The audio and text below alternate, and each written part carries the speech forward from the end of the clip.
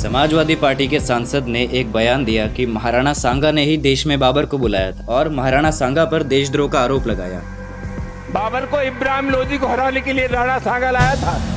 ये बात कहां तक सही है, चलिए आज जानते हैं।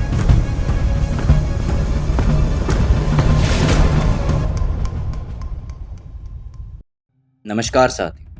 महाराणा सांगा, इनके जैसा पराक्रमी राजा आज तक कोई नहीं हुआ जिनके शरीर में 80 घाव थे, एक आंख नहीं थी, एक हाथ नहीं था।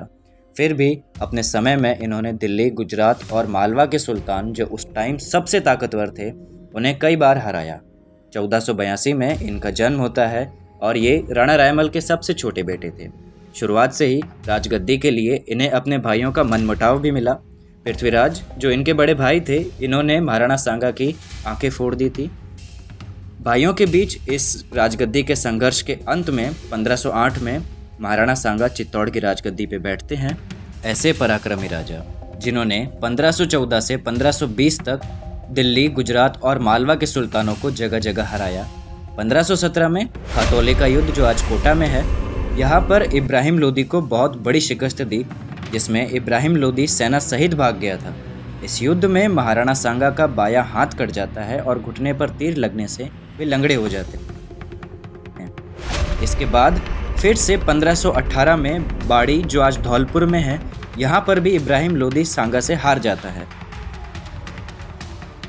1519 में सांगा ने मांडू मालवा के सुल्तान महमूद खिलजी सेकंड को हराया और इसके बाद गुजरात के मुजफ्फर शाह को ईडर के युद्ध में भी हराया था। अब साथियों, ये जानते हैं कि क्या महाराणा सांगा ने ही बाबर को बुलाया था? इसका जवाब है नहीं, क्योंकि इन युद्धों से पता चलता है कि सांगा को अपने साम्राज्य के विस्तार के लिए बाबर की ज़रूरत ही नहीं थी, क्योंकि अपने समय के सबसे ताकतवर सुल्तानों को सांगा हर बार हरा ही रहे थे।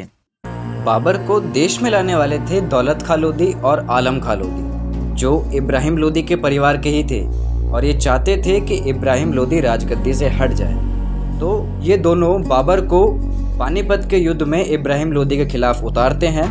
सन 1526 में पानीपत के युद्ध में इब्राहिम लोदी बाबर से हार जाता है और बाबर दिल्ली और आगरा में अपना राज्य कायम कर लेता है। इसके बाद साम्राज्य की सीमा बढ़ाने के लिए बयाना तक अपना अधिकार कर लेता है। इसकी खबर जैसे ही महाराणा सांगा को पता चलती है तो महाराणा सांगा बयाना का किला वापस घेरते हैं और युद्ध करके बाबर के सैनिकों को वहाँ से भगा देते हैं। बाबर, जो महाराणा सांगा से धार्मिक घृणा भी करता था, उसका मानना था कि इब्राहिम लोदी के खिलाफ युद्ध में सांगा ने उनकी सहायता नहीं करी थी। इसके ठीक 1 महीने बाद बाबर अपनी सेना में जोशीले भाषण देता है और शराब छोड़ने का दिखावा करता है और अपनी सेना को यह कहकर युद्ध के लिए तैयार करता है कि ये एक धर्म के लिए युद्ध है जिसमें जीतने वाला गाजी कहलाएगा। इससे वापस खानवा में दोनों सेना आमने सामने हो जाती हैं। इस युद्ध के लिए महाराणा सांगा सारे राजपूत राजाओं को इकट्ठा करते हैं और कुछ मुस्लिम शासकों को भी आमंत्रित करते हैं। इन सब को इकट्ठा करने के बाद महाराणा सांगा युद्ध के मैदान में उतर जाते हैं। सुबह 9 बजे ये युद्ध शुरू होता है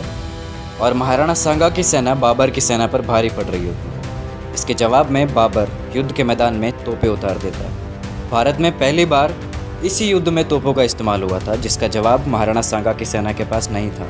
लेकिन फिर भी महाराणा सांगा की सेना ने तोपों के सामने भी युद्ध जारी रखा। लेकिन जब राणा सांगा, जो युद्ध में सबसे आगे लड़ रहे होते हैं, उन्हें एक तीर लग जाता है जिससे सांगा बेहोश हो जाते हैं और ऐसी स्थिति में राजा पृथ्वीराज आमेर, राव मालदेव जोधपुर और राव अखेराज देवड़ा सिरोही इन्हें युद्ध से 75 किलोमीटर दूर बसवा नामक गांव में ले जाते हैं। बसवा में महाराणा सांगा की बेहोशी टूटती है। इसके बाद वो अपना शस्त्र और घोड़ा मांगते हैं और युद्ध में जाने का वापस निर्णय लेते हैं। लेकिन जब उन्हें पता चलता है कि मेवाड़ की सेना पूरी तरह हार चुकी है, तो वो प्रण लेते हैं कि मैं चित्तौड़ में तब तक प्रवेश नहीं करूंगा जब तक मुगलों को वहां से नहीं हटा दूँ। इसके कुछ टाइम बाद जब महाराणा को ये ज्ञात हुआ कि बाबर ने चंदेरी के दुर्ग को घेरा है, तो वे इस युद्ध के लिए चले गए और उन्होंने एरिच, जो आज कानपुर में है, वहाँ के दुर्ग को जाकर घेर लिया। घेरे के दौरान उसी रात महाराणा का स्वास्थ्य बिगड़ जाता है और ऐसा संदेह होता है कि करमचंद्र परमार और रतन सिंह ने उन्हें विष दे दिया है। इसके बाद उनको पालके में लेटाकर ले जाया जाने लगा, लेकिन मांडलगढ़ पहुंचने से पहले ही 23 जनवरी 1528 को महाराणा सांगा का देहांत हो जाता है। अगर उस रात महाराणा सांगा को विष नहीं दिया गया होता तो बाबरनामा में लिखी हुई कुछ चीज़ें और भारत का जो इतिहास था वो आज कुछ बदला हुआ होता।